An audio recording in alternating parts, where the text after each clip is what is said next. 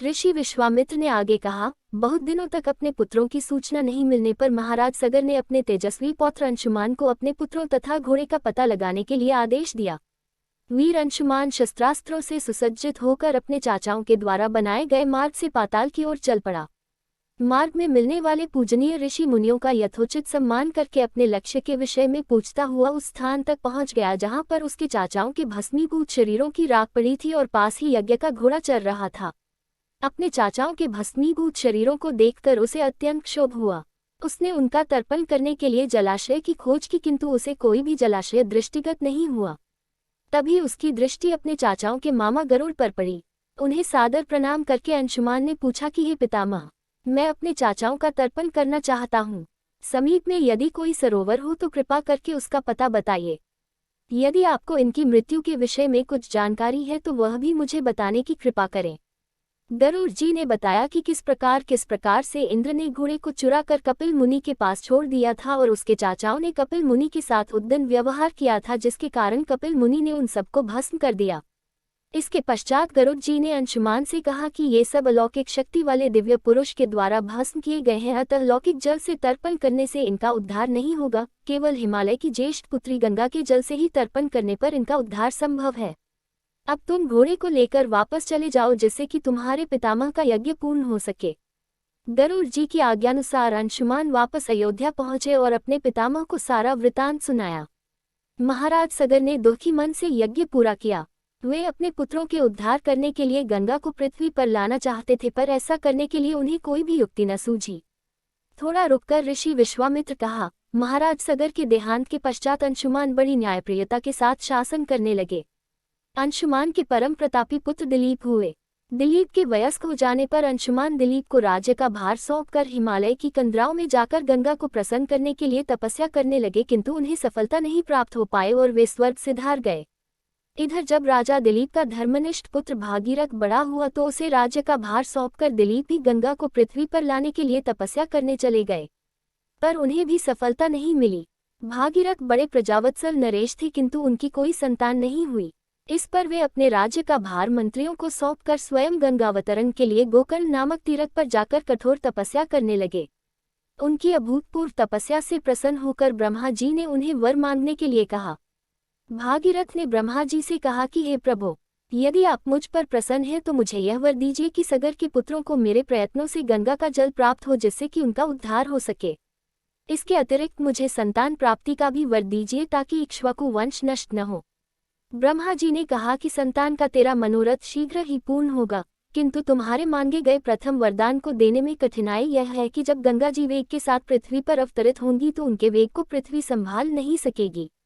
गंगा जी के वेग को संभालने की क्षमता महादेव जी के अतिरिक्त किसी में भी नहीं है।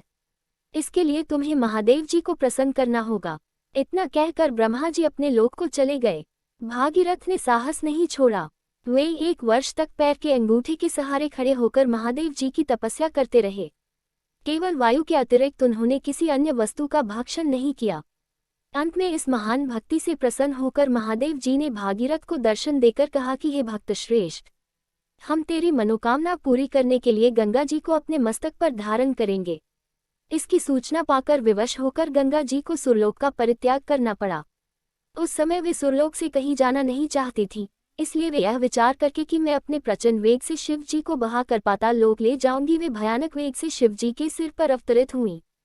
गंगा का यह अहंकार महादेव जी से छुपा न रहा। महादेव जी ने गंगा की वेगवती धाराओं को अपने जटाजूट में उलझा लिया। गंगा जी अपने समस्त प्रयत्नों के बाद भी महादेव जी के जटाओं से बाहर न निकल सकी। गंगा जी को इस प्रकार शिव जी की जटाओं में विलीन होते देख भागीरथ ने फिर शंकर जी की तपस्या की। भागीरथ के इस तपस्या से प्रसन्न होकर भगवान शंकर ने गंगा जी को हिमालय पर्वत पर स्थित बिंदुसर में छोड़ा। छूटते ही गंगा जी 7 धाराओं में बढ़ गईं।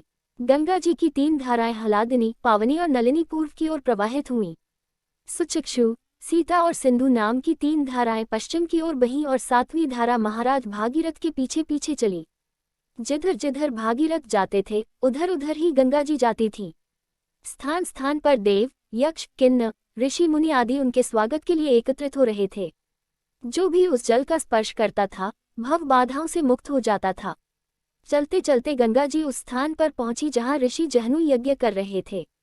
गंगा जी अपने वेग से उनके यज्ञशाला को संपूर्ण सामग्री के साथ बहाकर ले जाने लगी। इससे ऋषि को बहुत क्रोध आया और उन्होंने क्रुद्ध होकर गंगा का सारा जल पी लिया। ये देखकर समस्त ऋषि मुनियों को बड़ा विस्मय हुआ और वे गंगा जी को मुक्त करने के लिए उनकी स्तुति करने लगे। उनकी स्तुति से प्रसन्न होकर जहनु ऋषि ने गंगा जी को अपने कानों से निकाल दिया और उन्हें अपनी पुत्री के रूप में स्वीकार कर लिया। तब से गंगा जाह्नवी कहलाने लगी। इसके पश्चात वे भागीरथ के पीछे चलते चलते समुद्र तक पहुंच गईं और वहां से सगर के पुत्रों का उद्धार करने के लिए रसातल में चली गईं। उनके जल के स्पर्श से भस्मीभूत हुए सगर के पुत्र निष्पाप होकर स्वर्ग गए। उस दिन से गंगा के 3 नाम हुए, त्रिपदगा, जाह्नवी और भागीरथी। हे रामचंद्र, कपिल आश्रम में गंगा जी के पहुंचने के पश्चात ब्रह्मा जी ने प्रसन्न होकर भागीरथ को वरदान दिया कि तेरे पुण्य के प्रताप से प्राप्त इस गंगाजल से जो भी मनुष्य स्नान करेगा या इसका पान करेगा, वह सब प्रकार के दुखों से रहित होकर अंत में स्वर्ग को प्रस्थान करेगा। जब तक पृथ्वी मंडल में गंगा जी प्रवाहित होती रहेंगी तब तक उसका नाम भागीरथी कहलाएगा और संपूर्ण भूमंडल में तेरी कीर्ति अक्षुण्ण रूप से फैलती रहेगी। सभी लोग श्रद्धा के साथ तेरा स्मरण करेंगे। ये कहकर ब्रह्मा जी अपने लोक को लौट गए। भागीरथ ने पुनः अपने पितरों को जलांजलि दी तथा समाप्त होने पर वे सब विश्राम करने चले गए।